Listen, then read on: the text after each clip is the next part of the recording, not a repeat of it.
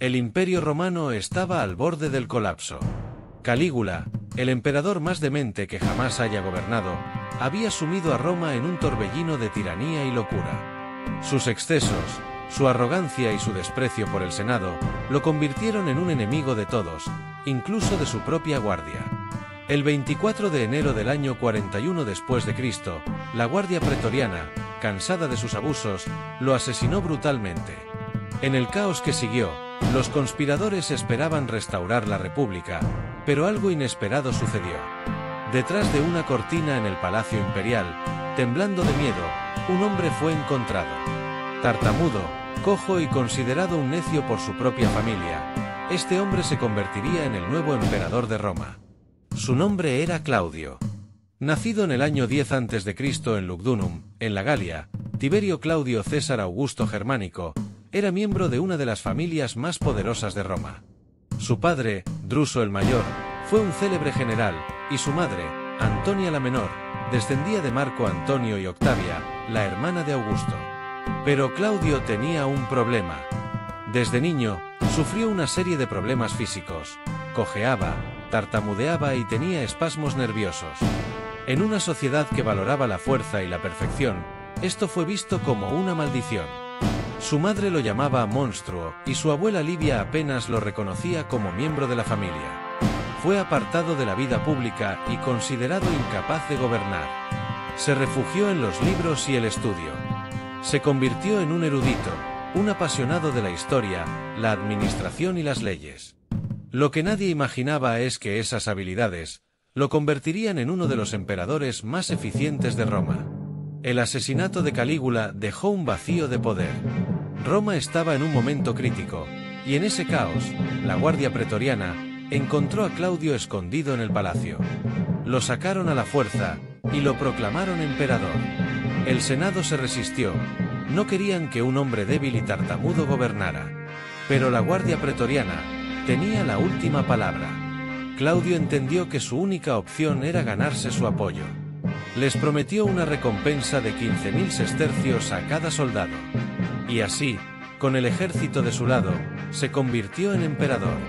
Lo que nadie imaginaba es que Claudio no sería un títere, sino uno de los líderes más astutos de la historia de Roma. A pesar de ser visto como un emperador accidental, Claudio demostró que no solo era capaz, sino que era un visionario. Sus logros más importantes: expansión del imperio, la conquista de Britania. En el año 43 después de Cristo, Claudio lanzó una de las campañas más ambiciosas de Roma, la conquista de Britania. Con un ejército de 40.000 soldados, dirigidos por Aulo Plaucio, Roma derrotó a los celtas y estableció su dominio en la isla. Fundó la colonia de Camulodunum, actual Colchester en Essex, consolidando la presencia romana. Su victoria en Britania le valió el título de Britannicus, que otorgó a su hijo. Mejoras en la infraestructura. Construyó dos nuevos acueductos, el Aqua Claudia y el Anio Novus, que suministraron agua a Roma durante siglos. Expandió la red de calzadas romanas, mejorando el comercio y la movilidad de los ejércitos. Modernizó el puerto de Ostia, facilitando el transporte de trigo desde Egipto para alimentar a Roma. Reformas administrativas, la burocracia eficiente. Descentralizó el gobierno y profesionalizó la administración. Dio más poder a los libertos en la burocracia imperial, creando un sistema de gobierno más eficiente. Amplió la ciudadanía romana a más provincias, integrando mejor a los pueblos conquistados. Reformas judiciales y legales. Introdujo reformas legales que protegían a los esclavos contra la crueldad de sus dueños.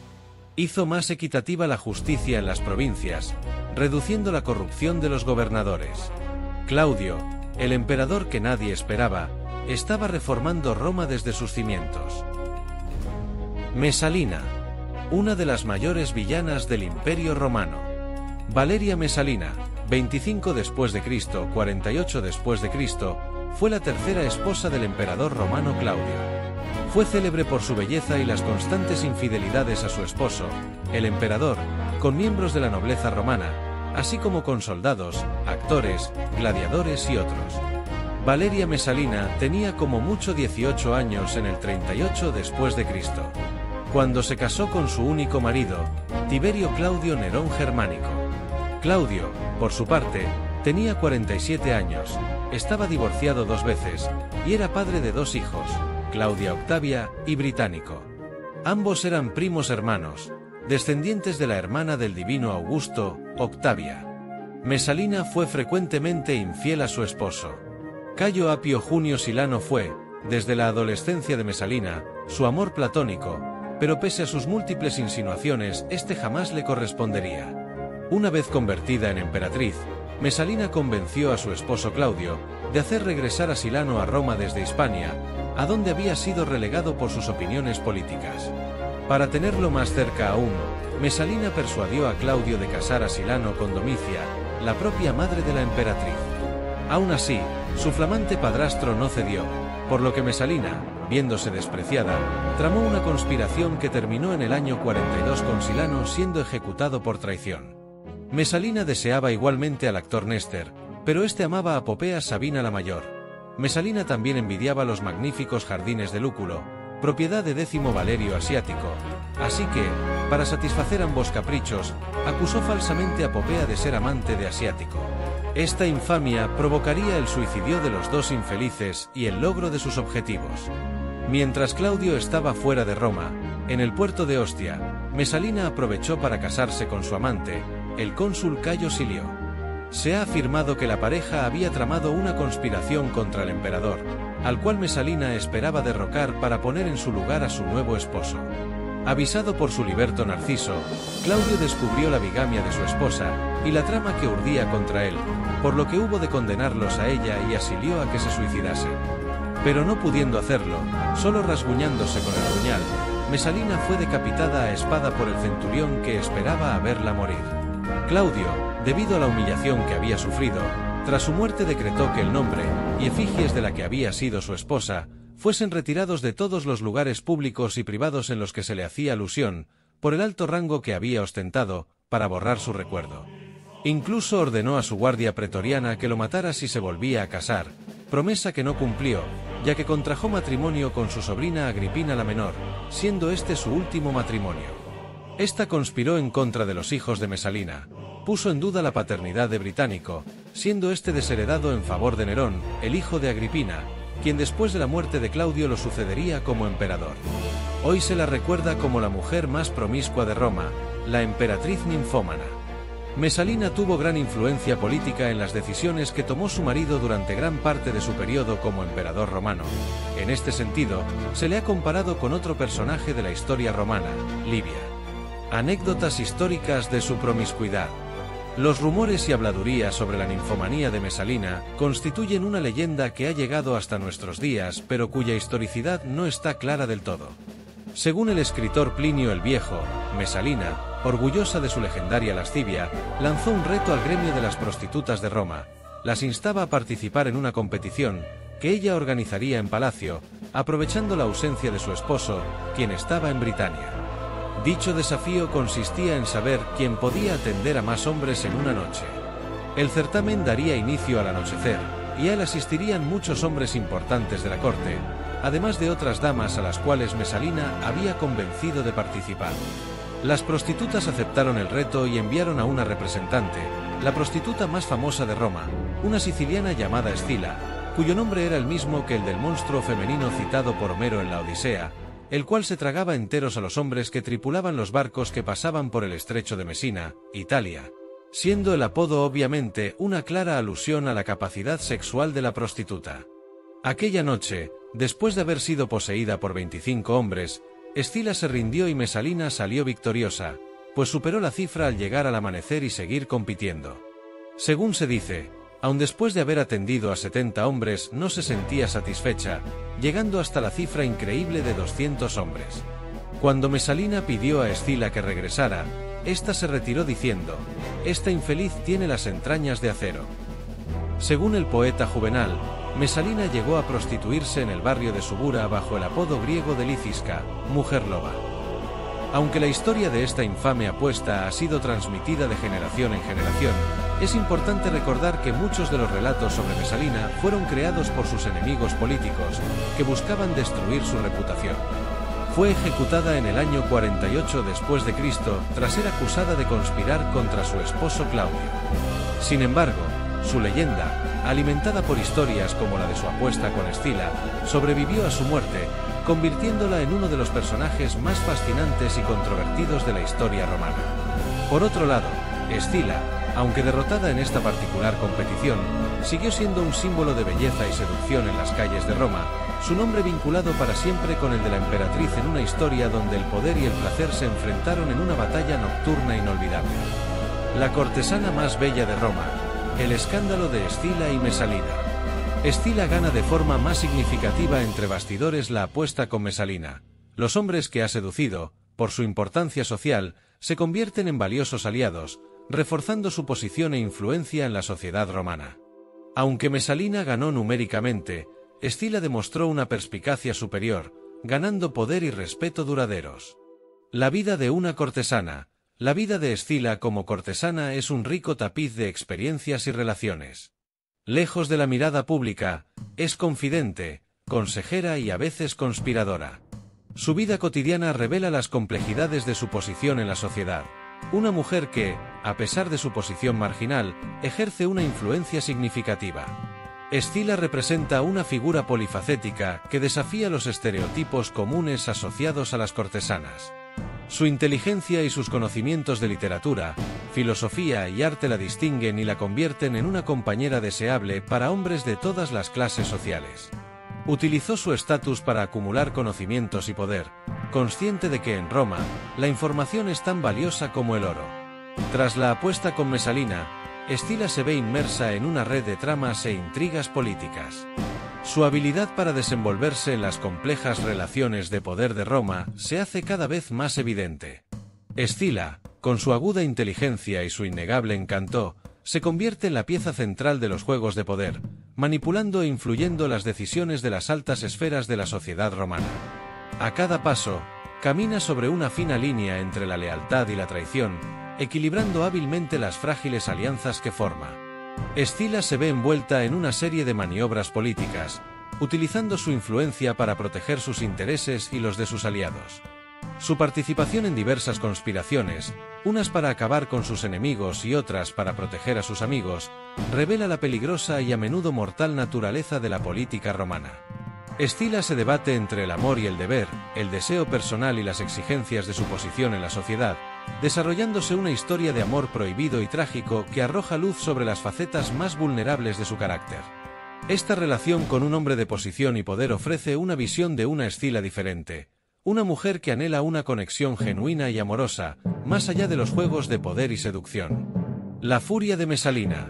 Los celos y la envidia de Mesalina se convierten en una implacable persecución contra Escila. La emperatriz, amenazada por la creciente influencia de Escila, inicia una serie de maniobras para desacreditar y apartarla de su camino. La determinación de Mesalina de destruir a Escila conduce a una serie de acontecimientos dramáticos que incluyen falsas acusaciones, traiciones e incluso intentos de asesinato. Escila, por su parte, debe utilizar todas sus habilidades y recursos para protegerse y contraatacar.